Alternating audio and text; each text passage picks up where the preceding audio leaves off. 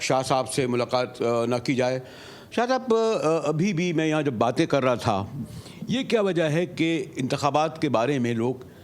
یعنی 2 ہفتے رہ گئے, غیر یقینی کی صورتحال, کیا ایک حکمت عملی کے تحت یہ چاہتے ہیں کہ الیکشن کا بہت ٹیمپو نہ بنے, ماحول نہ بنے,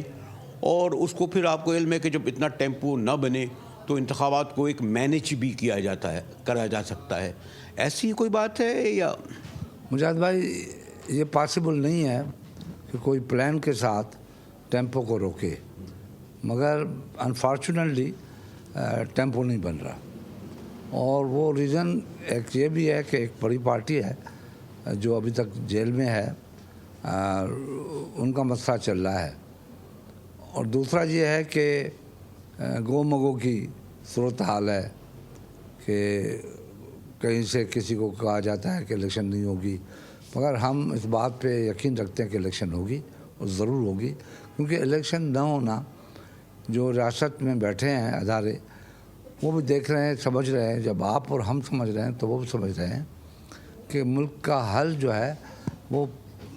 پارلیمنٹ کے بننے سے ہے. پارلیمنٹ ہی اس کو فیس کر سکتی ہے اور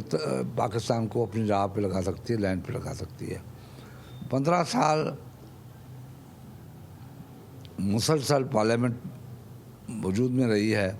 اور اس سے بہت بڑا فرق پڑا ہے اور آئندہ بھی پڑے گا. آپ نے دیکھا ہے کہ پاکستان میں جب پارلیمنٹ آئی پہلی مرتبہ بھٹو صاحب کے زمانے میں, تو پاکستان میں کچھ نہیں تھا, مگر ایک مختصر عرصے میں پاکستان کے بڑے بڑے پروجیکٹ آ گئے, اسٹیل مل آ گئی, پورٹ قاسم آ گیا, ایک پورٹ کا اضافہ ہوا,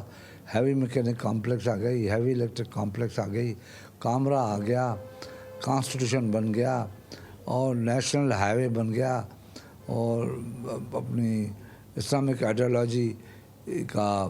ڈپارٹمنٹ بن گیا, قرآن کو ٹھیک کرنے کے لیے ایک کمیٹی بن گئی. کیا کچھ نہیں ہوا ایک مختصر عرصے میں. سب سے بڑی بات ہے آئین مل گیا. تو ابھی بھی یہ پارلیمنٹ چل رہی ہے اور پارلیمنٹ کو چلنے دیا جائے, اور